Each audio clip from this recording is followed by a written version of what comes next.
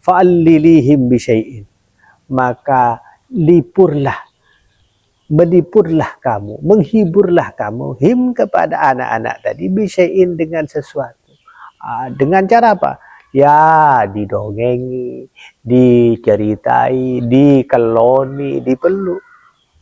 Wa idza aradu al-asya'ah, apabila aradu ingin mereka al-asya'ah kepada makan malam, dia sudah lapar, makan malam bu, perut lapar bu, maka bagaimana? Fanawwimihim, maka buatlah mereka tidur. Berarti tidak? Membuat tidur anak yang lapar. Tentu berat. Tapi istrinya, lihat istrinya. Istrinya taat kepada suami. Masya Allah. Mutiara yang keberapa? Istrinya taat. Jadi dia ikut perintah suaminya. Kemudian anaknya tadi dikeloni, diberi cerita yang indah-indah, sehingga kalau dia lapar, dia tepuk agar tidur. Itu dia mau, istrinya ini mau. Ya suami, tidak disebut di sini, hanya pengembangan dari saya. Ya suamiku, mari kita hormati tamu Rasulullah tadi dengan memberi makanan untuk dia, sementara makanannya untuk anak. Di sini tidak diterukan akrimi, memuliakan. Memuliakan itu tentu diberi makan. Memuliakan pertama bukan memuliakan dengan apa? Dengan musik, dengan diberi air mandi, tidak. Tapi akrimi, memuliakan itu artinya memberi makan. Harus diberi makan pertama ya, diberi makan. Wa idza dakhala dhaifuna fati'i as-siraj. Apabila telah masuk tamu tadi ya, kan makanan sudah disiapkan di meja, makanannya untuk anak disiapkan di meja. Maka di meja tadi ada suami dan tamu tadi. Maka pesan suami, ingat ini mutiara yang berikutnya. Suaminya sangat menjaga perasaannya tamu tadi. Pikirannya tidak hanya ingin menghormati tamu, tapi juga penting menjaga perasaannya tamu. Wa idza dakhala dhaifuna, apabila tamu tadi sudah masuk ke meja sini, sudah duduk bareng di sini, maka fatfi'i as-siraj, istriku, lampu itu matikan. Wa arihi ana na'kul, dan tunjukkan kamu kepada tamu tadi, anak adapun saya na'kulu adalah makan juga saya. Bagaimana cara menunjukkan? Tentu di depan suaminya dikasih piring, dikasih gelas. Kalau sendok tidak ada, sendok kan budayanya bukan orang Islam. Kasih piring. Di depan tamunya dikasih piring yang berisi makanan, yang untuk anaknya tadi. Di depan suaminya karena tidak cukup, ya piring kosong saja. Piring kosong. Tanpa ada makanan. Faquadu, maka duduklah semua. Tamu duduk, tuan rumah duduk, istri tuan rumah duduk. Wa qala ad-dhaifu, dan makanlah tamu tadi dengan lahap karena dia sudah lapar. Sudah lapar, mengadu kepada Nabi, baru sekarang nemu makanan. Dan lihat bagaimana perasaannya tuan rumah menjaga hati tamu agar tidak tersinggung. Dia juga berusaha kelihatan makan, makanya lampu dimatikan sehingga tamu tidak tahu bahwa di depan tuan rumah piringnya apa? Kosong. Maka tuan rumah pura-pura makan juga. Tamunya makan karena merasa bahwa tuan rumahnya juga makan. Padahal tuan rumahnya tidak makan karena tidak ada makanan. Dia dalam rangka pura-pura makan agar tamunya juga tidak terganggu perasaan, tetap makan dengan lahap. Setelah itu wa akala ad-dhaif, dan makanlah tamu tadi. Sampai di sini ceritanya tidak diteruskan bagaimana tamu setelah makan. apakah dia ngobrol sebentar atau bagaimana, tidak ada. Yang jelas dia sudah pulang, sudah pergi. Karena sudah makan, diberi makan oleh sahabat yang kedua tadi. Assalamualaikum warahmatullahi wabarakatuh. Alhamdulillah ala ni'amillah. Wassalatu wassalamu ala rasulillah Muhammad ibn Abdillah wa ala alihi wa ashabihi wa mawalah, amma ba'du.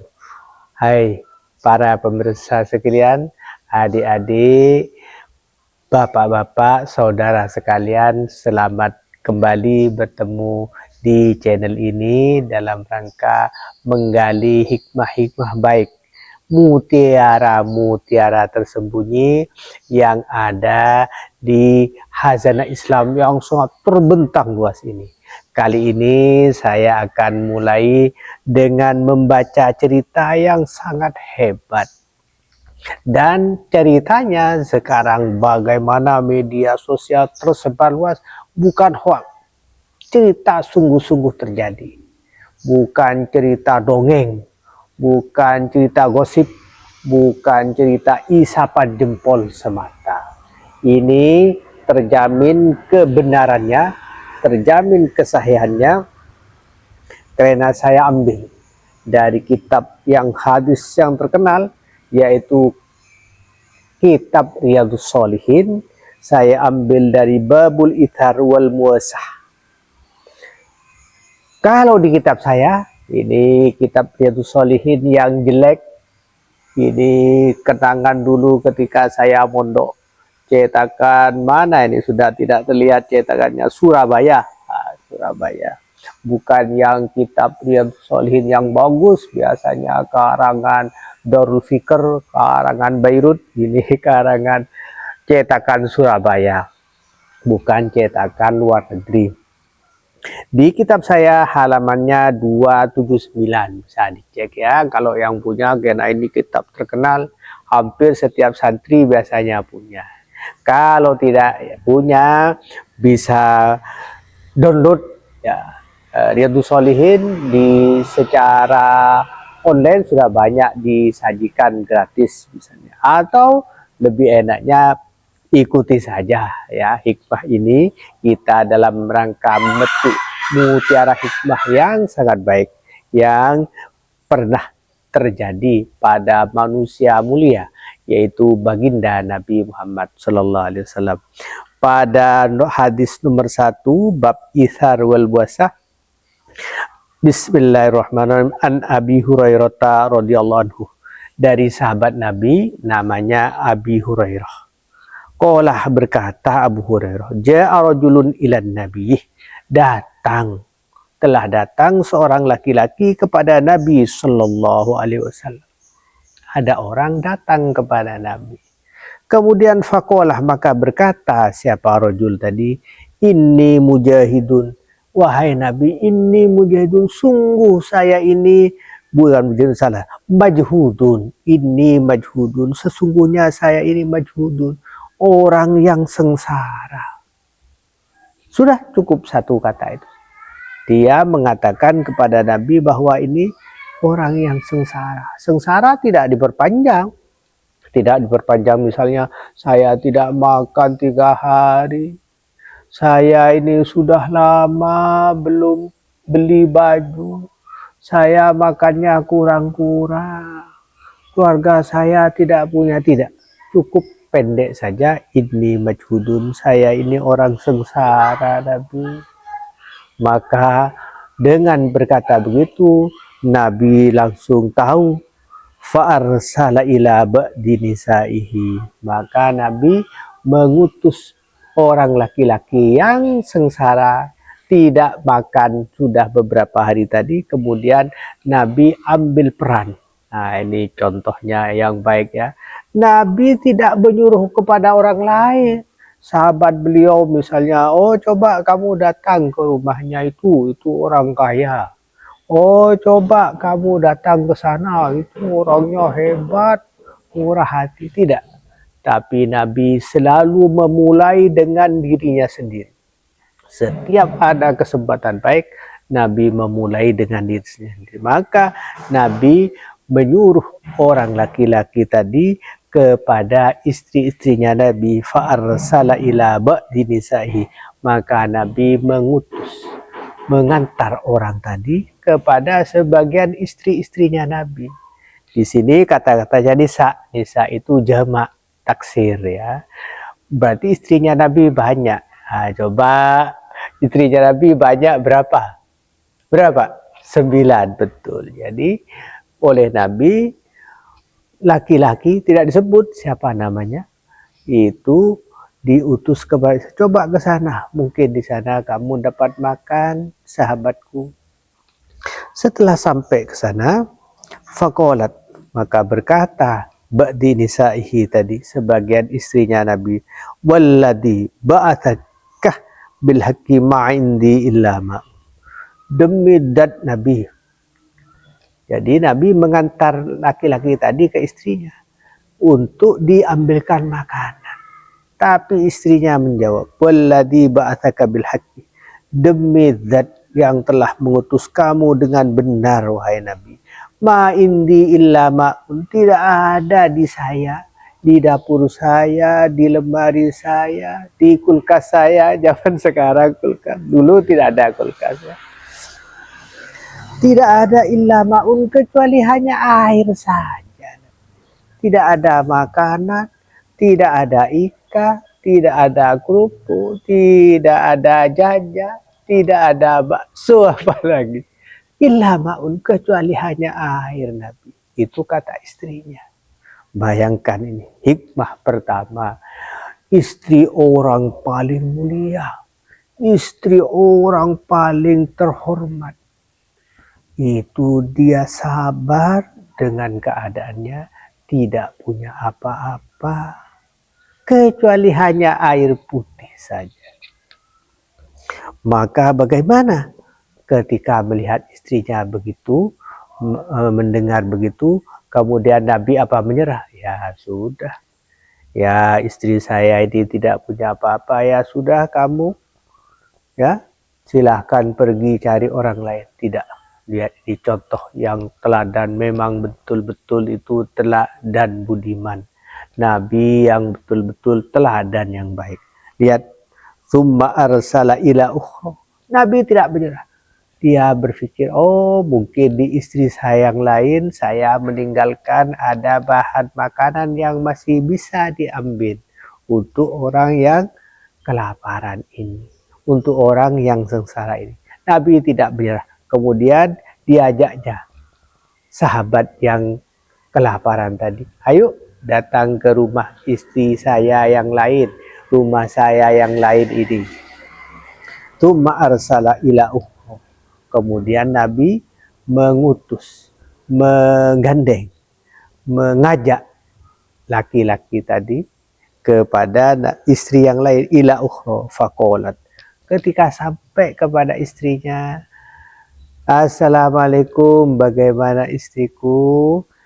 Kabar kamu baik? Ini ada orang yang sangat sengsara, ingin makan.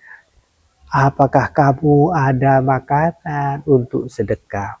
Faqalat mithlu dzalik.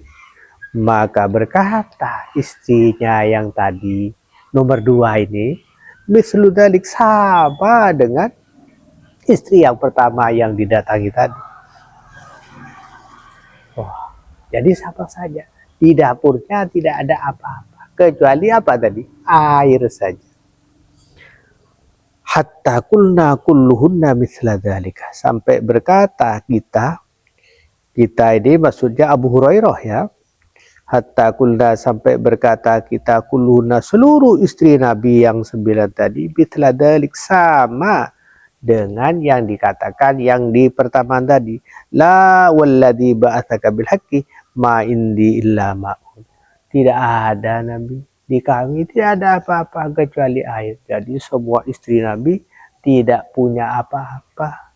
Begitu sabarnya, begitu nerimanya istri Nabi ini, Masya Allah. Coba wanita sekarang, jangan merasa dia, jangan menggosip, tapi hanya contoh saja. bagi anak-anak, bagi adik-adik, bagi ibu. Begitulah prihatinnya istri Nabi. Kalau sekarang bagaimana kira-kira? Kalau di dapur tidak ada apa-apa, terus kemudian suaminya datang, "Dik, apa ada makanan untuk diberikan ke tamu?" Gimana kira-kira jawab? Langsung temperamennya naik. Ya, apa diberikan tamu? Kamu ngasih belanja ke saya berapa? Sudah seminggu tidak dikasih belanja. Masa ke orang, ke istrinya saja tidak dikasih. Nah, tapi istri Nabi sangat sabar. Masya Allah, tidak ada kalau perempuan seperti ini sekarang. Ya, mudah-mudahan masih ada. Baik, itu sudah mutiara yang keberapa? Menjadi teladan contoh bagi adik-adik, bagi kaum ibu, bagaimana menghadapi kesulitan hidup dengan sabar, dengan menerima, bukan keadaan yang keruh tidak punya apa-apa, malah diperpanas, dinaikkan dengan nada yang keras sehingga terjadi pertengkaran, bukan menjadi sejuk, malah tambah panas. Baik, lanjut kepada cerita tadi. Fakolah, setelah semua istrinya tidak ada, ini mutiara yang berikutnya. Kemudian Nabi tidak menyerah. Bukan dia lepas tamu tadi. Kalau kita satu saja tadi sudah dilepas, apalagi sampai keliling Nabi. Keliling ternyata tidak ada. Maka Nabi tidak menyerah, tetap semangatnya untuk membantu sahabat yang sedang kelaparan tadi. Kemudian dia gandeng, dia bawa lagi ke tempat umum. Tidak disebutkan di sini mana tempat umumnya itu. Mungkin biasanya Nabi berkumpul dengan sahabat itu di masjid. Kemudian dia ajak lagi ke masjid. Setelah ketemu dengan sahabat lagi di masjid, orang banyak. Kemudian Nabi berkata, "Faqalah," maka berkata Nabi, "Mayyudifu hadzal lailat." Man, siapa yudifu yang mau menerima tamu ini malam ini. Nah, lihat bagaimana semangatnya Nabi, tidak berhenti. Setelah dirinya tidak ada, dia baru menawarkan kepada orang lain. Bukan terbalik, biasanya orang lain dulu baru diri sendiri. Ini tidak, justru Nabi yang pertama. Kemudian dia menawarkan, faqala rajulun minal ansar. Berarti ini peristiwanya di Madinah sudah. Kenapa? Karena sudah ada sahabat Ansor, sahabat yang menyambut Nabi di Madinah, di Ansor. Berarti masjidnya ini Masjid Nabawi sudah. Masjid di Madinah, bukan masjid di Mekah, di Masjidil Haram, tapi di Madinah, Masjid Nabawi. Faqala rajulun minal ansor, maka berkatalah seorang laki-laki dari Ansor, tidak disebutkan namanya, ana ya Rasulullah. Ketika ditanyakan siapa ayo yang bersedia menerima tamu ini malam ini saja, maka banyak tidak ada yang menjawab. Kemudian ada satu orang, ana ya Rasulullah, saya yang akan menerima tamu ini di rumah saya. Setelah itu kemudian Nabi, oh ya kalau begitu silahkan dibawa tamu, kasihan ini yang sengsara ini, belum makan ini, saya sudah keliling, tambah dia lapar, ternyata di rumah saya tidak ada. Silahkan dibawa ke rumah. Fantolakoh. Maka laki-laki yang kedua tadi ya, yang siap menerima ini, kemudian berjalan bihi dengan membawa laki-laki pertama yang kelaparan tadi, ila rohlihi, kepada kendaraannya laki-laki yang kedua. Jadi dibonceng. Jadi dia lumayan berada karena punya kendaraan, dibonceng. Kendaraan-kendaraannya zaman dulu tentu bukan seperti sekarang, sepeda motor, nmax, atau mobil, Avanza, tapi kendaraannya pasti sudah tahu semua ya, apa? Unta atau kuda.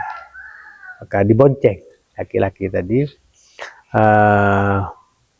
Faqala, setelah sampai rumah, faqala li imraatihi, maka berkatalah laki-laki yang kedua tadi, yang punya kendaraan, yang bonceng tamu tadi.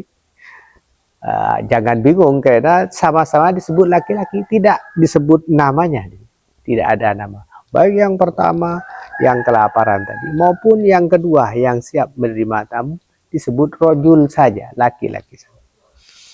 Faqala, maka berkata rojul yang punya kendaraan tadi liimrati, kepada istrinya.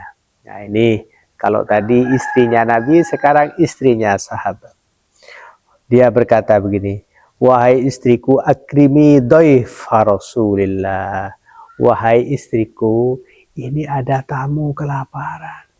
Ayo hormatilah, muliakanlah tamu Rasulillah ini.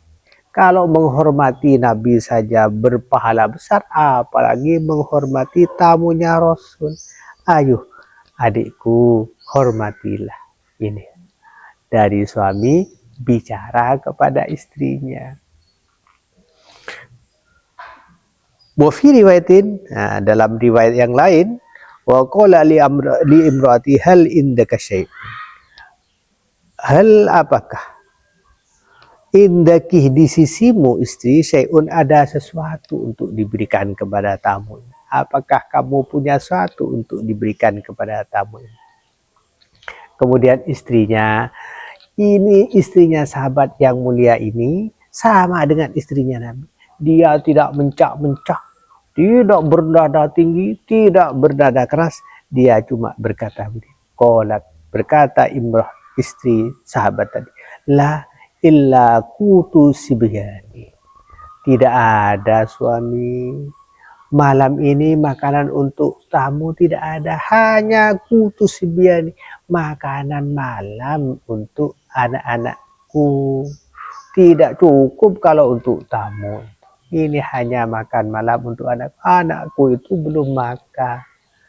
Ya, lihat bahasanya sangat halus, sangat sopan, menghargai kepada suaminya, bukan keras. Apa? Kasihkan tamu, anak saja belum diberi makan, masa ke tamu? Tapi itu cerita hayal saya saja ya, tidak ada insya Allah yang seperti itu. Kemudian lihat lagi, Qolah, berkata yang laki-laki yang kedua tadi ya, yang punya onta, yang punya kendaraan, yang berkata pada suaminya tadi, Qolah, fa'allilihim bisyai'in, maka lipurlah, melipurlah kamu, menghiburlah kamu, him, kepada anak-anak tadi, bisyai'in, dengan sesuatu. Dengan cara apa?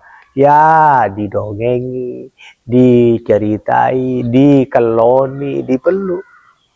Wa idza aradu al-asya'ah, apabila aradu, ingin mereka, al-asya'ah, kepada makan malam, dia sudah lapar, makan malam bu, perut lapar bu, maka bagaimana? Fanawwimihim, maka buatlah mereka tidur. Berat tidak?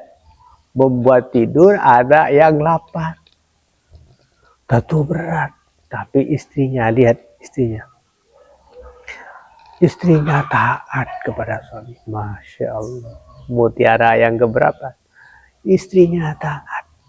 Jadi dia ikut perintah suaminya. Kemudian anaknya tadi dikeloni, diberi cerita yang indah-indah, sehingga kalau dia lapar, dia tepuk agar tidur. Itu dia mau, istrinya ini mau.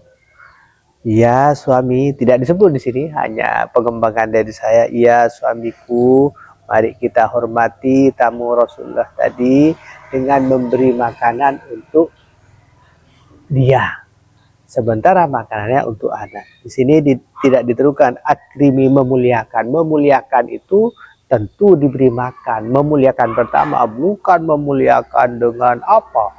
Dengan musik, dengan diberi air mandi, tidak. Tapi akrimi, memuliakan itu artinya memberi makan. Harus diberi makan pertama ya, diberi makan. Wa idza dakhala dhaifuna fati'i as-siraj. apabila telah masuk tamu tadi ya, kan makanan sudah disiapkan di meja, makanannya untuk anak disiapkan di meja. Maka di meja tadi ada suami dan tamu tadi. Maka pesan suami, ingat ini, mutiara yang berikutnya. Suaminya sangat menjaga perasaannya tamu tadi. Pikirannya tidak hanya ingin menghormati tamu, tapi juga penting menjaga perasaannya tamu. Wa idza dakhala dhaifuna, apabila tamu tadi sudah masuk ke meja sini, sudah duduk bareng di sini, maka fatfi'i as-siraja, istriku, lampu itu matikan. Warihi ana nakul, dan tunjukkan kamu kepada tamu tadi, anak adapun saya nakulu adalah makan juga saya. Bagaimana cara menunjukkan? Tentu di depan suaminya dikasih piring, dikasih gelas. Kalau sendok tidak ada, sendok kan budayanya bukan orang Islam, kasih piring. Di depan tamunya dikasih piring yang berisi makanan, yang untuk anaknya tadi. Di depan suaminya karena tidak cukup, ya piring kosong saja. Piring kosong. Tanpa ada makanan. Faku'adu, maka duduklah semua. Tamu duduk, tuan rumah duduk, istri tuan rumah duduk. Wa kala ad-dhaifu, dan makanlah tamu tadi dengan lahap karena dia sudah lapar. Sudah lapar, mengadu kepada Nabi, baru sekarang nemu makanan. Dan lihat bagaimana perasaannya tuan rumah menjaga hati tamu agar tidak tersinggung. Dia juga berusaha kelihatan makan, makanya lampu dimatikan sehingga tamu tidak tahu bahwa di depan tuan rumah piringnya apa? Kosong. Maka tuan rumah pura-pura makan juga. Tamunya makan karena merasa bahwa tuan rumahnya juga makan. Padahal tuan rumahnya tidak makan karena tidak ada makanan. Dia dalam rangka pura-pura makan agar tamunya juga tidak terganggu perasaan, tetap makan dengan lahap. Setelah itu wa akala ad-dhaif, dan makanlah tamu tadi. Sampai di sini ceritanya tidak diteruskan. Bagaimana tamu setelah makan? Apakah dia ngobrol sebentar atau bagaimana, tidak ada. Yang jelas dia sudah pulang, sudah pergi. Karena sudah makan, diberi makan oleh sahabat yang kedua tadi. Laki-laki yang sahabat Nabi ini. Wabata tawiyaini, dan bagaimana tuan rumah sahabat dan istrinya dan anak-anaknya tadi ya, bagaimana setelah tamu pulang makanan sudah habis, ini, maka malam itu dia tidur dalam keadaan perut lapar, keroncongan, lemah, badan lemah, tapi hatinya senang. Kenapa? Karena sudah mengerjakan perbuatan yang baik. Apa? Memberikan makanan, hidangan kepada tamunya Rasulullah, makanan yang dia butuhkan. Jadi dia tidur. Sudah. Falamma asbah, ketika sudah subuh, sudah ya, malam dia kelaparan, dua suami istri dan anak-anaknya juga. Setelah subuh, falamma asbah wadan ala nabi, ketika sudah waktu subuh, dia sholat subuh di Masjid Nabawi, wadan ala nabi. Kemudian dia datang pagi kepada Nabi Sallallahu Alaihi Wasallam. Ini surprise, kejutan dari Nabi. Nabi tidak dengar cerita. Laki-laki tadi tidak cerita kepada Nabi. Apalagi ria, apalagi pamer. Nabi, tadi malam tamumu itu saya jamu sangat lahap di rumah saya. Makanan saya habis, bahkan jatah anak saya habis. Tidak, dia tidak pamer, tidak cerita, tidak riak terhadap kebaikannya, tidak cerita. Tapi Nabi tahu. Dari mana Nabi tahu? Peristiwa gaib. Pasti diberitahu oleh Allah lewat malaikat Jibril. Buktinya, dilihat.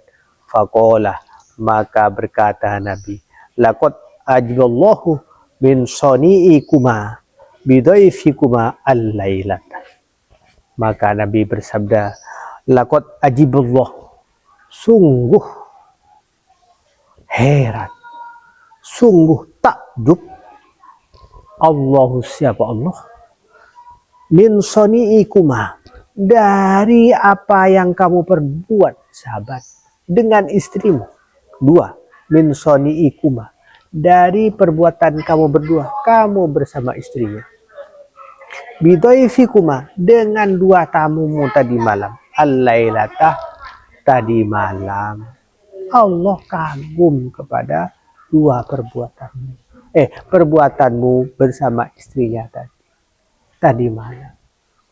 Allah, inilah para sahabat. Sudah selesai ceritanya ini. Jadi hadisnya ini hadis sahih karena diriwayatkan oleh imam besar, yaitu Imam Bukhari, Imam Muslim, muttafaqun alaih. Inilah. Jadi memberi makan kepada tamu itu adalah perbuatan yang hebat, perbuatan yang mulia, perbuatan yang agung. Jadi kalau ada tamu, adik-adik sekarang, para saudara, ibu-ibu, bapak-bapak, kalau ada tamu langsung dihormati dengan memberi makan. Bukan zaman sekarang, kalau ada tamu datang masih ditawari, mau minum apa Pak? Kopi apa teh? Ya, tamunya malu tidak Pak? Pasti menolak, masa langsung saya mau minum susu dicampur jahe, memangnya warung. Malu, tamunya pasti menolak. Tidak Pak, saya tidak minum susu, saya tidak minum kopi. Jangan begitu, langsung saja diambilkan minuman. Setelah minuman seperti tadi, tidak tanya. Kalau zaman sekarang kan ditanya. Makan ya, makan. Tambah malu tamunya, tidak Pak, saya sudah kenyang, padahal perutnya masih lapar. Tidak Bu, saya tidak makan, saya baru saja makan, padahal makannya sudah lama, karena malu. Karena ditawarkan, jangan ditawarkan Ibu, jangan ditawarkan anak ya, langsung dihidangkan kepada tamu. Kalau zaman sekarang kan ditawarkan. Apalagi yang zaman sekarang, kecuali yang di pelosok sekali, insya Allah tidak ada. Menghidangkan makanan kepada tamu mudah. Walaupun di dapur tidak ada, tinggal beli di warung 10.000, 15.000. Sudah selesai. Cuma begitu sederhana. Bayangkan zaman dahulu untuk menghidangkan makanan, menghidangkan wedang, kopi apa, susu terlalu mewah ya, kopi apa teh, harus menyalakan api di dapur. Apinya pakai kompor, pakai gas bukan, pakai kayu bakar. Begitu perjuangan, pakai kayu bakar. Sekarang tinggal mengambil di kulkas, tinggal mengambil minuman botol, sudah selesai. Begitu, alhamdulillah. Begitu anakku sekalian, adik-adik, para ibu, jadi hormatilah tamu dengan keadaan sekarang yang dipermudah oleh Allah. Minuman rata-rata di setiap rumah sudah ada minuman botol sekarang, atau minuman gelas, untuk menghormati tamu. Jangan lupa harus diberi makanan ya, makanan, supaya kita dengan kemudahan diberi Allah ini, kita harus tetap bisa mengikuti sunnah Nabi, yaitu menghormati tamu. Dan kewajiban menghormati tamu, diberi makan itu dalam hadis ini sudah berkembang jauh, yaitu 3 hari. 3 hari wajib ya, memberi makanan dan tempat kepada tamu. 3 hari, selebihnya sunnah saja, tidak wajib.